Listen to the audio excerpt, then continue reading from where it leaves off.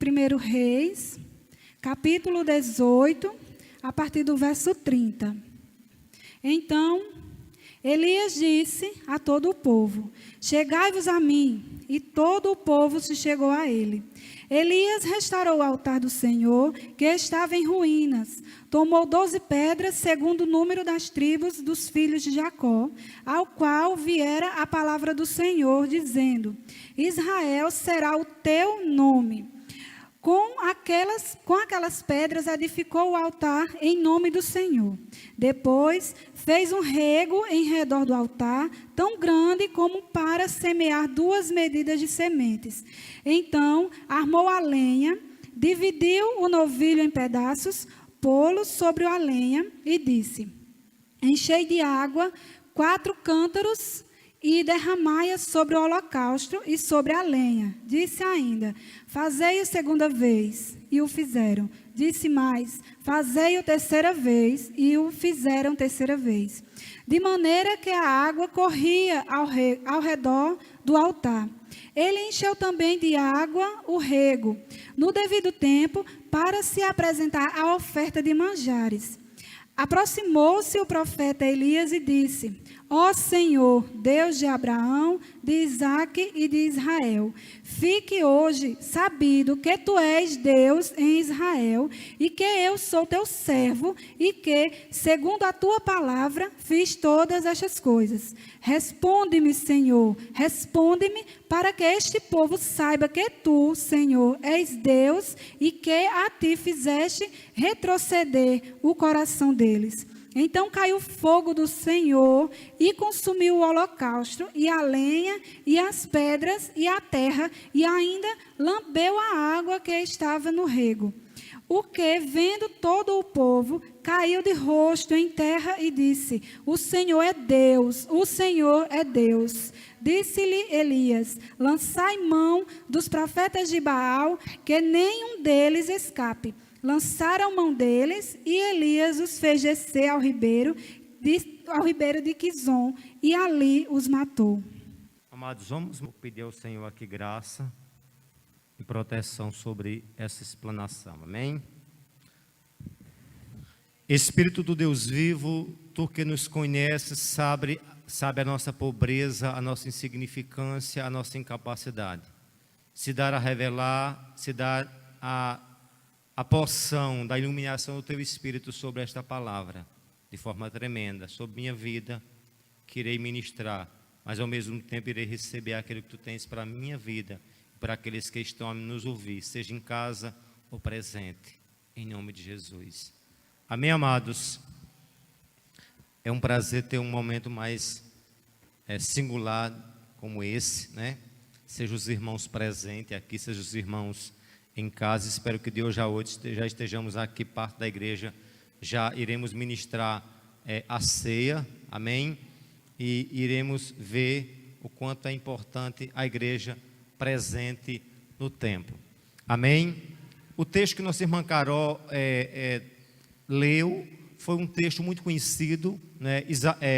Reis 18, que basicamente é aquele clássico desafio de Elias no Monte Carmelo com os profetas de Baal. Mas o que eu quero evidenciar nessa noite não é tornar à tona esse desafio épico que Elias fez. Eu quero tomar com vocês a importância de termos o nosso altar restaurado. E quando eu me refiro ao altar, eu faço questão de botar entre aspas altar, porque crente nascido de novo não tem altar, fisicamente. Quando nós se referimos a esse ambiente que eu estou aqui, que a gente rotula como altar, mas na verdade não é o altar, é uma tribuna, é um púlpito, porque o altar sempre está atrelado ao sacrifício. E sabemos, somos totalmente cônscios de que o sacrifício, o vicário de Cristo, já é um sacrifício completo. A igreja não há necessidade de se ter ofertas repetidamente, às vezes, porque a oferta que aplacou a ira de Deus foi o sacrifício de Cristo.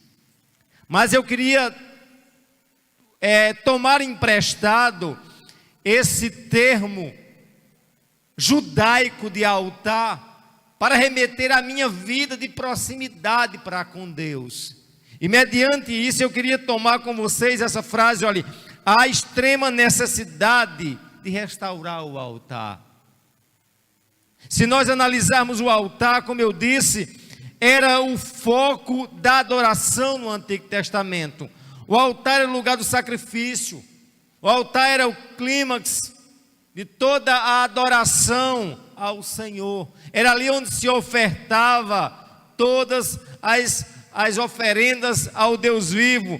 Mas hoje o crente, de fato, não necessita do altar, pois ele já foi salvo pela obra vicária de Cristo, e não temos um altar, mas devemos ter uma vida em santidade diante daquele que nos redimiu por meio de sua vida pura e imaculada. O crente não tem um altar, mas a vida do crente é um altar. E essa vida, como estando no processo da santificação, ela precisa ser restaurada. O texto que nós vimos aqui, vimos que era um desafio tremendo. Um desafio em colocar Deus realmente naquilo que Ele é de ter em sua proeminência, em sua exclusividade. O altar estava dividido, o altar estava entre os ídolos e o Senhor, e hoje não é diferente para nós. Quantos ídolos estão diante do altar que deveria ter só exclusividade ao Senhor? Quantas coisas está na minha e na tua vida que é necessário nós removermos e restaurarmos o altar? E aqui você vê, meu amado, que o grande profeta Elias, ele não se preocupa aqui a priori acerca de quê? Da água. Ele não se preocupa com o fogo, ele não se preocupa com a lenha, ele não se preocupa com a oferta, mas ele entende que tem que se iniciar da base, e a base é o altar. Eu quero dizer que muitas vezes nós nos preocupamos com muitos ingredientes na adoração, mas se existe uma coisa que eu e você tem que primar, é pelo altar. E o altar de Deus não é um altar público simplesmente no culto dominical, não. O altar de fato precisa ser restaurado. É aquele altar da brecha da oração, é aquele altar da minha comunhão com Deus, é aquele altar no meu dia a dia com Deus. Esse é o grande desafio de nós termos um altar restaurado. E Elias nos faz essa verdade, nos aplica essa verdade, nos leva essa verdade tão importante, que deve ser moer, deve me contagiar, deve a cada instante mexer com as minhas entranhas e fazer, como a gente viu ultimamente, a figura do grande patriarca Isaac, ao buscar, como a gente viu, a buscar em diversos lugares poços, e cavava um poço aqui, os inimigos entulhavam. Mas em determinado momento ele foi para um ambiente, no lugar dele, no ambiente árido, no ambiente inóspito, no ambiente desértico, ele, no lugar de priorizar a água, que é a fonte da vida, na verdade, né?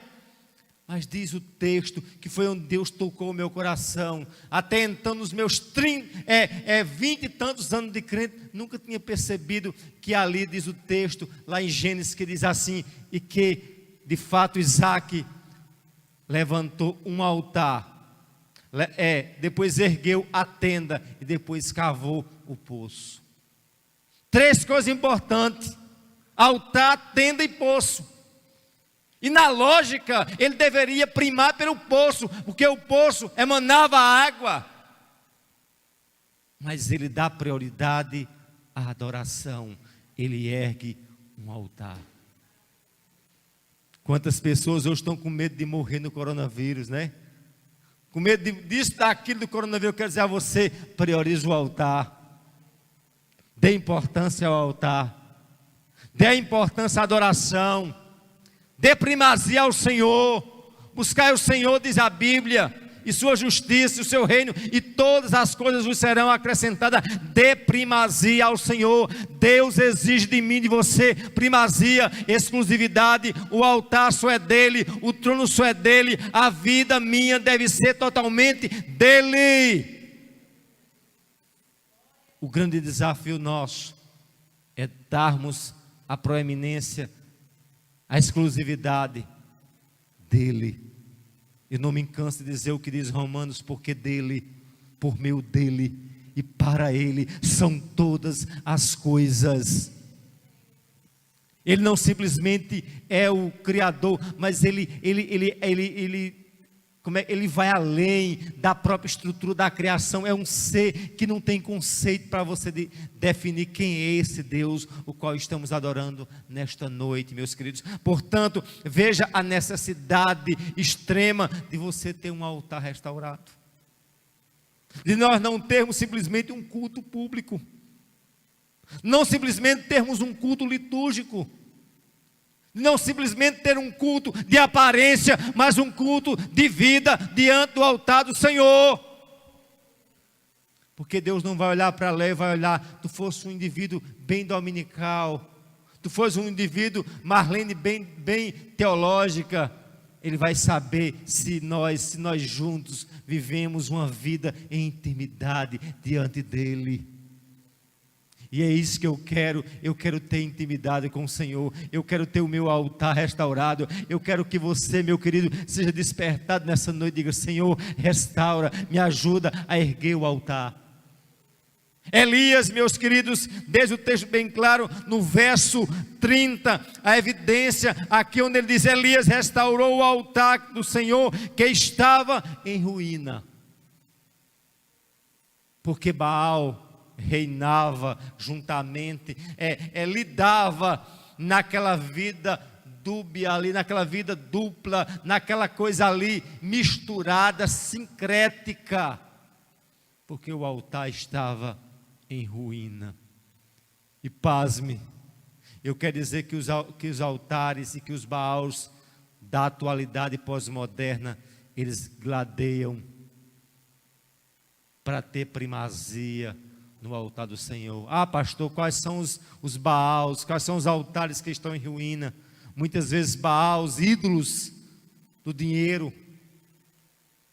ídolos da sexualidade, ídolo da fama, ídolo de estar em evidência nas redes sociais, ídolos da igreja, do templo, da doutrina, de tantas coisas que nós focalizamos tudo. Nós muitas vezes focalizamos a obra de Deus, mas não Deus da obra. Vocês entendem isso? Ah, pastor, como é que o senhor chega a dizer isso? Isso é verdade.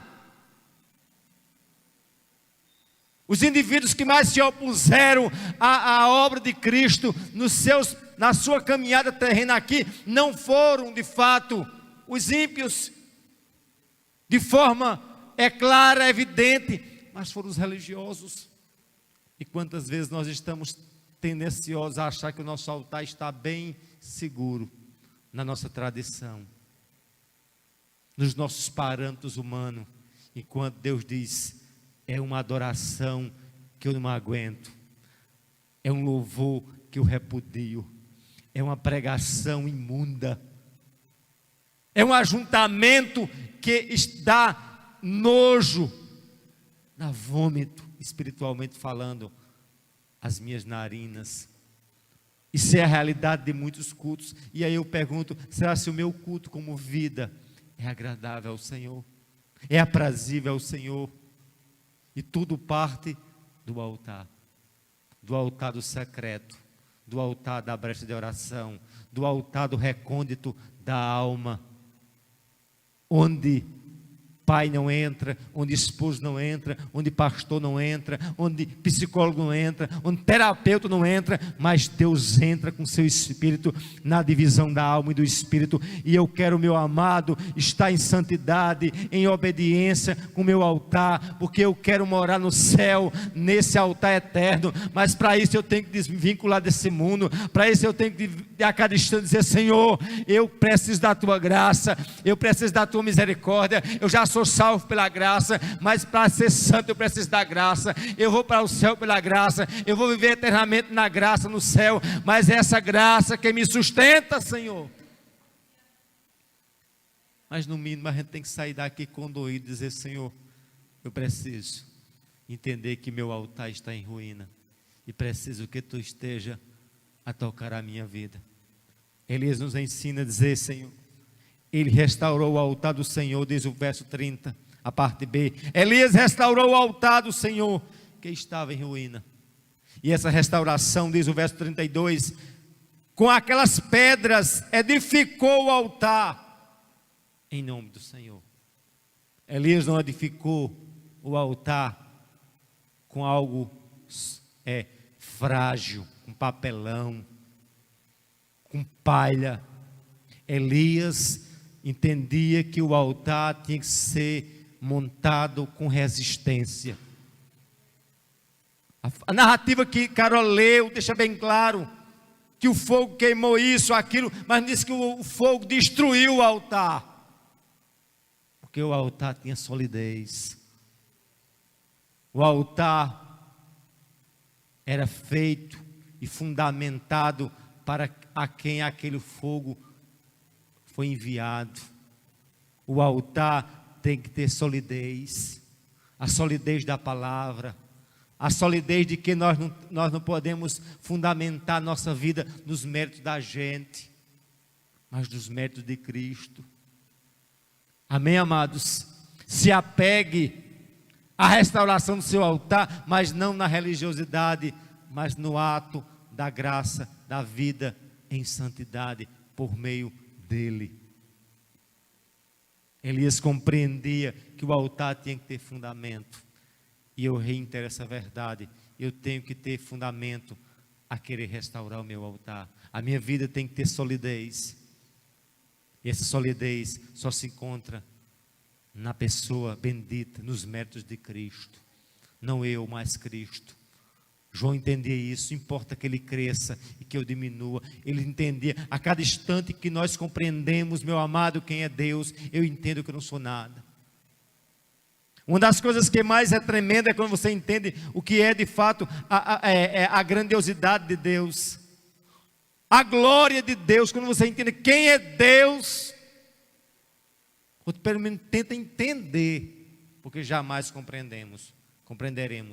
Entretanto, meu amado, eu quero dizer a você que você é tão insignificante, mas você mesmo sendo tão insignificante, Ele no seu ato de sua transcendência infinita, eterna, Ele se tornou imanente entre nós. Diz: eu te entendo, eu te amo, eu te quero, eu te restauro, eu te curo.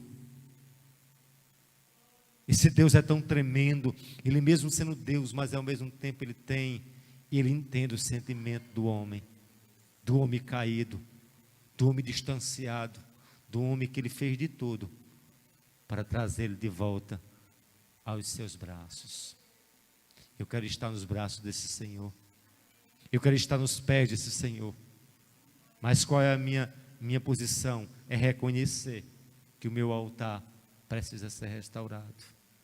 Amém, amados? O filho pródigo entendeu muito bem isso. O filho pródigo entendeu que ele precisa se voltar ao Pai, dizer: Pai, eu pequei contra os céus. E muitas vezes eu não sou esse filho pródigo, pastor. Eu sou o filho da casa que estava presente, estava tão perdido quanto o pródigo. Porém, eu quero tomar a posição do pródigo. Eu quero me voltar ao meu Senhor e dizer: Senhor, eu quero sentir o Teu hálito.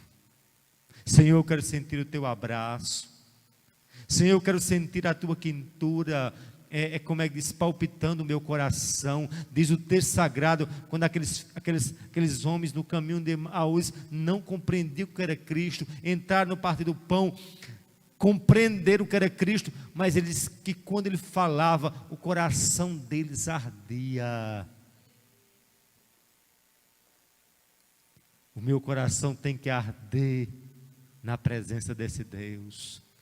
Eu tenho, ao ouvir a voz do meu Senhor, o meu coração tem que estremecer, tem que amolecer e dizer: Senhor, és tu que ergue, és tu que levanta, és tu que cura, és tu que restaura, és tu que renova.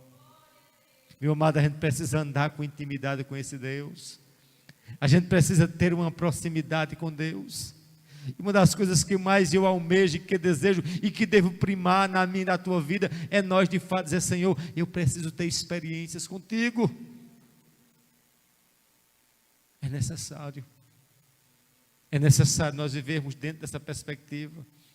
Elias nos ensina que a primazia tem que ser o restaurar do altar. Elias restaurou o altar que estava em ruína, com aquelas pedras que edificou o altar, em nome do Senhor. Com pedra, sim, mas essas pedras estavam ali, em nome do Senhor.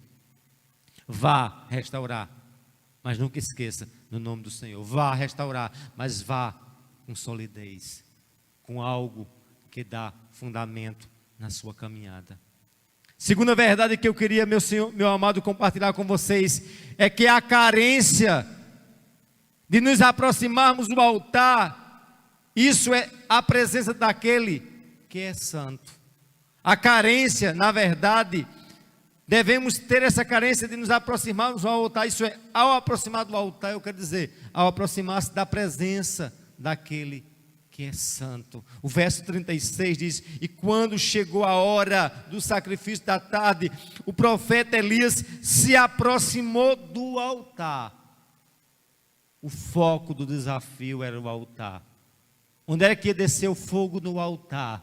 Onde estava o sacrifício? No altar. Toda a evidência desse evento se deu no altar.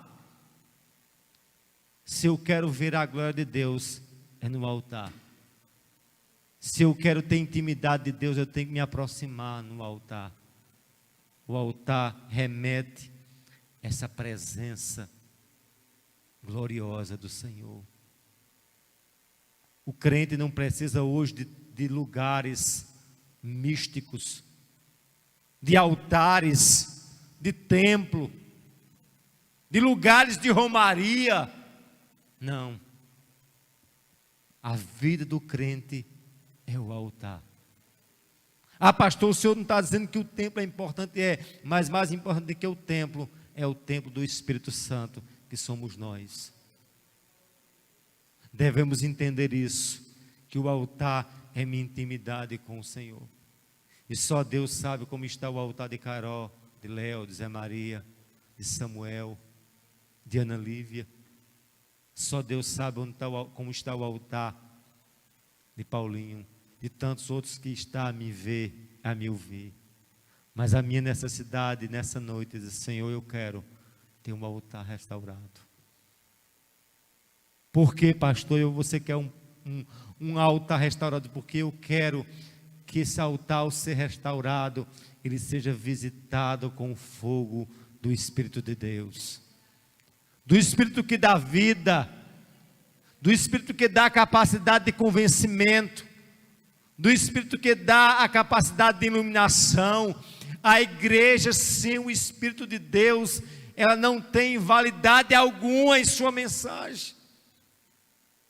Ao longo da história da igreja, do povo de Deus na terra, dá-se sempre justamente com a visitação do Espírito trazendo vida. Por isso que ele representa o fogo, o fôlego, pneuma. Mas tudo parte da restauração do altar. Por fim, amados, segunda verdade, quanto ao altar está restaurado, quando o altar está restaurado, melhor dizendo, Deus visita o seu povo. O verso 38, 39 é bem claro. Então caiu fogo do céu, consumiu o holocausto, a lenha, as pedras, a terra e ainda lambeu a água. Quando o povo viu isso, todos se prostraram com o rosto em terra e disseram: só o Senhor é Deus, só o Senhor é Deus. Quando Deus visita o seu povo reconhece que não existe Baal, só Ele é Deus. E minha oração é que Deus nos visite. Minha oração é que Deus visite a igreja. Minha oração é que o nosso altar esteja restaurado, pronto, para que quando o Espírito descer com um fogo, não para consumir, mas para restaurar, e reconhecer que a primazia só é dele, porque tudo foi feito por meio dele, para ele, tudo é dele. Amém, amados? E aí eu queria simplesmente sintetizar toda essa minha fala na seguinte aplicação, onde ele diz aqui que tenhamos fome, onde diz aqui que tenhamos fome, necessidade de uma restauração em nosso altar, em nossa vida de comunhão com Deus, a fim de resultar em nossas vidas a visitação do fogo abrasador, vivificador do seu espírito, trazendo uma vida abundante em sua igreja. Só poderemos de fato ter essa abundância em vida espiritual se o altar for restaurado. A base da comunhão está no altar. E nunca esqueça, o altar não de pedra, não de material humano, mas o altar chamado vida. Restaura-nos, Senhor. Eu queria que vocês curvassem suas faces e dissessem ao Senhor: olha, Senhor, eu preciso verdadeiramente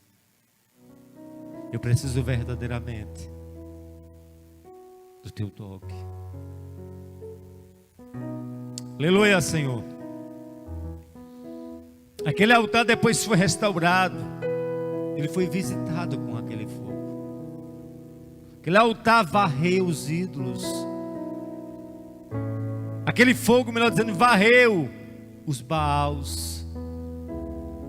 E minha oração é que Deus visite a minha vida, a tua vida, e os Baals que estão gladiando-se em querer ficar no trono, os ídolos que foram erguidos ao longo da sua caminhada, que está tirando a primazia do Senhor. Que Deus te ajude a identificar esse ídolo, e que esse ídolo caia por terra hoje, porque Deus tem pressa para nos usar. Tem muitas vidas lá fora, tem muitas vidas esperando uma palavra de ousadia espiritual. Tem muitas vidas que estão aí clamando, e Deus vai usar você. O papel da igreja é atrair o mundo à igreja. Depois que atrair esse mundo à igreja, haver a conversão na igreja, e depois a igreja enviar essa pessoa conversa de volta ao mundo para levar a palavra. O maior mecanismo de se levar a palavra é o testemunho de vida. Que Deus nos ajude, Senhor, por esse crente que está aqui nessa noite, por esse teu filho que está do outro lado a me ouvir, a me ver.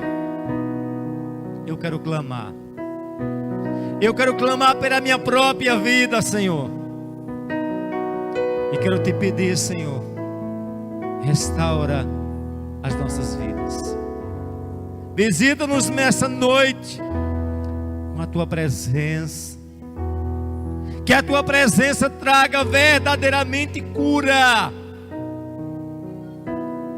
restauração, transformação, limpeza no nosso âmago, no nosso íntimo, em nossa alma. Que as nossas entranhas, Senhor, seja preenchida pela tua presença.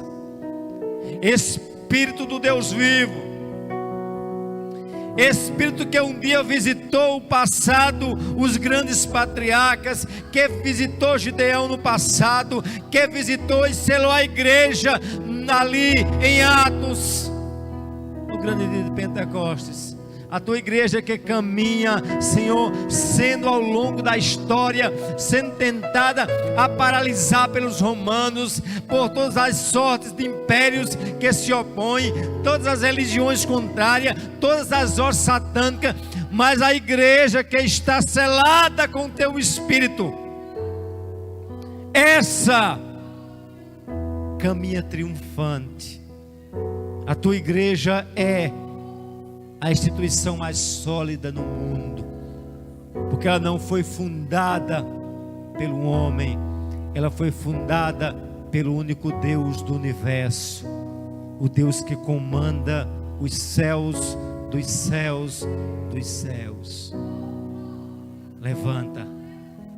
Levanta essa igreja local, levanta essa igreja local para uma obra, para desfazer obras de feitiçarias,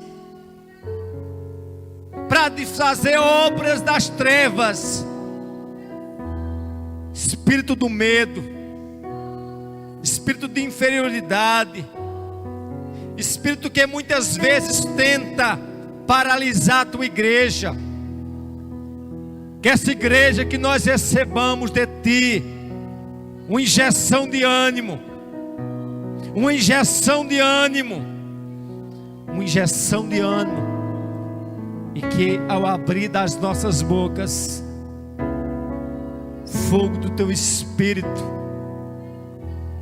ao falarmos, ao orarmos, ao pregarmos, seja o teu Espírito guiando, seja o teu Espírito instruindo, seja o teu Espírito curando, seja o teu Espírito salvando, seja o teu Espírito libertando.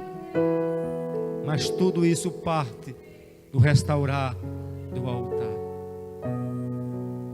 O teu altar, o teu altar e o teu altar. Te pedimos, restaura-nos em nome de Jesus.